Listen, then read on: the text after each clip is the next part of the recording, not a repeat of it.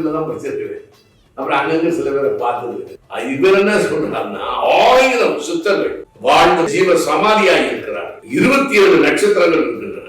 அந்த 27 நட்சத்திரமும் எந்தெந்த நட்சத்திரத்துல யாராரு பிறந்து எப்படி ஜீவ சமாதி ஆனார்கள் ஃபுல் டீடைல்ஸ் நல்லா கொடுத்திருக்கிறார். வரலாறு எல்லாம் அறிவை தேடுகிறவர்களும் ஆன்மீகத்தை விரும்புகிறவர்களும் ஒரு உச்சநிலையை அடைய வேண்டும் என்று நினைப்பவர்களும் இந்த புத்தகத்தை படிச்சா ஒரு பெரிய ஞானக்கண் திறக்கும் என்பதை போல எனக்கு தோன்றுகிறது.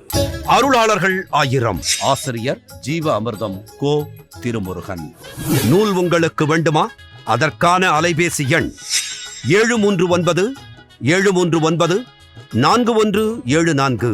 ஜிபே மூலம் செலுத்த 9176564723.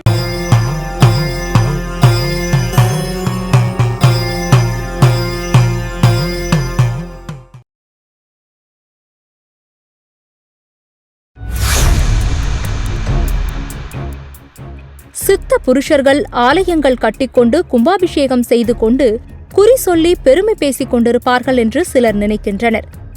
ஆனால் பொதுவாக சித்த நிலையில் உள்ளவர்கள் தன்னிலை உணர்ந்து உள்ளூரும் உண்மையான இறையுடன் கலந்திருப்பார்கள் என்பதே உண்மை. அப்படித்தான் இந்த மாக்கான் சுவாமிகளும். சுவாமியின் இயற்பெயர் கிருஷ்ணசாமி.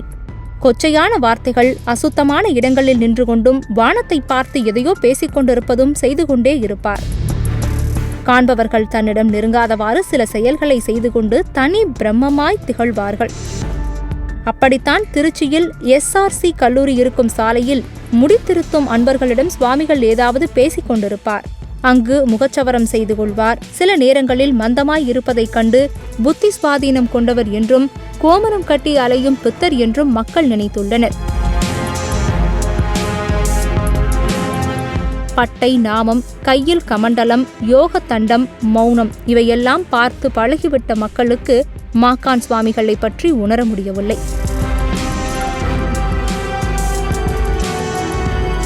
காலம் செல்ல செல்ல இவரை தூர நின்று தரிசித்துச் சென்ற சிலருக்கு வாழ்வில் நல்ல மாற்றங்கள் உருவாகியுள்ளது.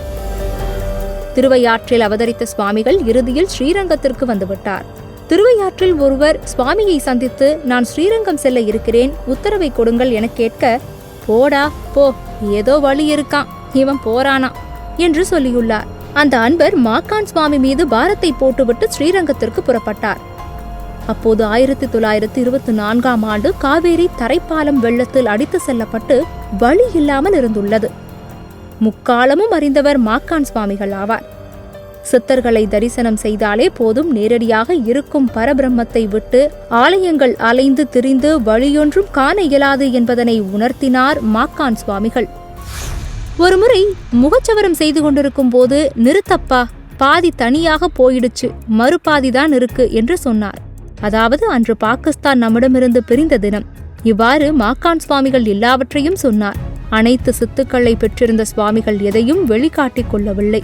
ஒருமுறை ஸ்ரீரங்கம் செல்ல வேண்டும் என்று ஜட்கா வண்டியை கொண்டு வரச் சொல்லி ஏற முயற்சித்துள்ளார். முடியவில்லை. உடனே என்னை தூக்கி அமர செய்யுங்கள் என்றார். அவரை தூக்க பஞ்சுமெத்தை போன்று உடல் இருந்துள்ளதாம். இதெல்லாம் சித்துக்களின் மகிமை. அதே போன்று பேசாத ஓர் ஊமை குழந்தையை பேச வைத்தார் சுவாமிகள். ஊர் செழித்திருக்க மழை பொழிய வைத்தார். பிணி என்று வந்தவர்களுக்கு பிணி தீர்த்தார். மத சின்னங்களை, காவி வேடங்களை அவர் அணியவில்லை.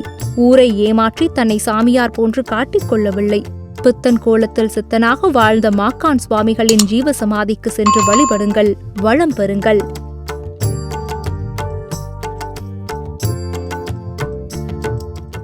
பிரணவம் யூடியூப் சேனலை சப்ஸ்கிரைப் செய்து சித்தர்களின் அருளை முழுமையாக பெறுங்கள். நான் 17 சித்தர்களை தான் படிச்சிருக்கிறேன். அப்புறம் அங்கங்க சில பேரை பார்த்தது. இவர் என்ன சொல்றாருன்னா 1000 சித்தர்கள் வாழ்ந்த ஜீவ சமாதியாக இருக்கிறார். 27 நட்சத்திரங்கள் இருக்கின்றன.